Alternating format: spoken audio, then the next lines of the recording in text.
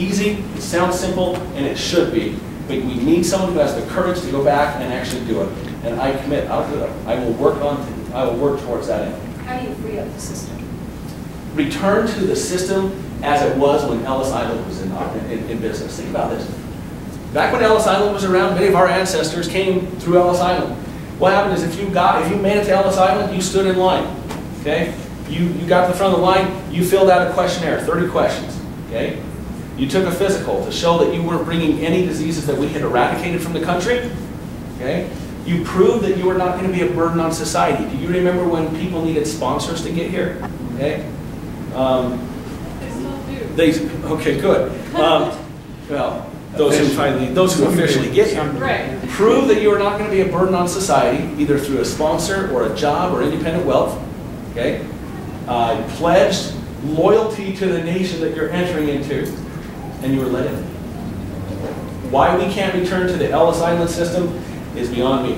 I think we could. I think it would be very effective, and I think it would cut down on illegal immigration if we did those three things: secure the border, take away the incentives, and free up the system, allow people to come. How do you secure the border? Sorry, I'll come right back to you. How do you secure the border? I don't necessarily have a preference on how we secure the border. Okay, whether there are certain places that a fence is appropriate. Thank you, Senator. Great job. Everybody knows Senator Osmond. Hi, everybody. Senator Osmond he is your state senator here in South Jordan, and he is my dear friend. I should have introduced him when he walked in. Senator Osmond is my dear friend. Come up here just a second. Come here. Real quick for you. Thank you. Senator Osmond took the place of Chris Butters, who is also my dear friend. But Senator Osmond has taken, in my opinion, the Senate seat that he represents to the next level. This guy is a hard worker, and he listens to the people, and he's a man of principle. And so I want you to know who this guy is, because he is up for election again this year. I fully endorse Senator Osmond. Appreciate it. So as far as securing the border, I don't necessarily care. I think we have enough technology at this point that we would that we could free up the system. That we could secure the border using new technology systems without putting up a concrete barrier or wall. I think there are places where you could put some fencing up if you simply can't. Another thing that I do like the idea of hiring more Border Patrol agents and bringing some military, closing some military bases where there's not a tactical advantage to having them, and possibly reopening them near the border. I think all of those, I think an all-inclusive system to secure the border is open to use. So you include the northern border as well? If it was necessary, yes.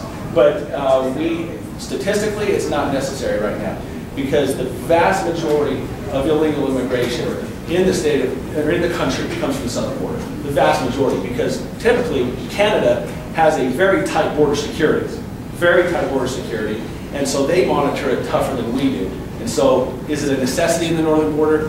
If it was, then I would include it, but it's not a necessity right now as far as everyone that's coming here illegally, and the fact that Canada has taken ownership of their borders. Sir. I've got a few issues. The TSA, for instance, as I understand it, that's a government agency, and the Fourth Amendment guarantees that a judge has to sign a warrant unless we're seen doing something that a normal person would. Exigent circumstances. That's right. Yeah. And so why would you try to fix something instead of remove it? Well, that's what I said. I'd move to privatization. Well, I mean, why would you even allow the airlines to do that? Well, why would they be able to search anything without having a judge sign it? Well, let me. It's a great question, but let me answer it by using free market principles. The airlines are a private corporation. You, as a customer, choose to do business with a private corporation. If you choose to do business with a private corporation, then you enter into a non-written contract that you will do things in an agreeable fashion. If, as a part of the rules, it's kind of like the no shirt, no shoes, no service in a burger joint. If you walk in without a shirt, they're not going to serve you. Well, that's their right. It's their business. It's their company. Delta, it's a private company. And if they wanted to say, if you choose, of your own free will and choice, if you choose to fly Delta, we are going to search you up one side and down the other and put you through a scanner, then You have the choice of buying or not buying with Delta, and you can buy another way. So that's. I understand that, and we're going to get involved in different things, but airlines are involved in interstate commerce. They're under the direct jurisdiction of the government, what rules they can make, Right. and if they can't make a rule about searching us because of the Constitution, it seems to me that there would be no possibility for a private company that has interstate commerce to ever be allowed by the government to do that. You would think so, but up until in the years leading up to 9/11, it was private. They were private employees. They were not employed by the federal government. So we could return to that type of system, and each airline could, if we went this far, could create their own rules and regulations, or we could have some fairly standard rules and regulations, but we could move TSA out of the auspices of the federal government. And there are several agencies that I would like to actually see removed from the federal government right now as it is, and TSA is one of them. Thank you. I'm not against it. Sure. That's a great to have question. Great. Now, the other one is on the passive budget, balanced budget. Yes, sir. Now, if I understand the math, 292 members of the House have got to approve that before it's ever the 2/3 required, and 67 members of the Senate, then 3/4 of the states have to ratify it. Well, I'm getting old. That's not going to happen in my lifetime. So, well, it could. There could be a miracle, but I'm thinking if we balance the budget by keeping bills off the floor that are not part of a balanced budget, wouldn't that be the better way to handle the immediate? Yes, but you know what you're doing by, yes, absolutely. But by doing that, you're asking Congress to police themselves.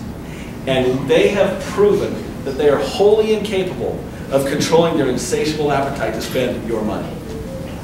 And so, yeah. And let me I tell you. have just one more question then. Okay.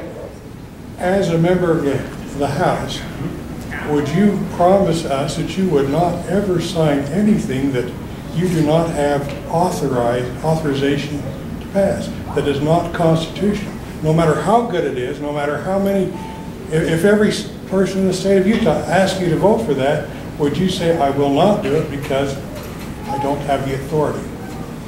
Yes. And in fact, you can look at my record here in the state and show, and it'll back me up on this. Folks, I've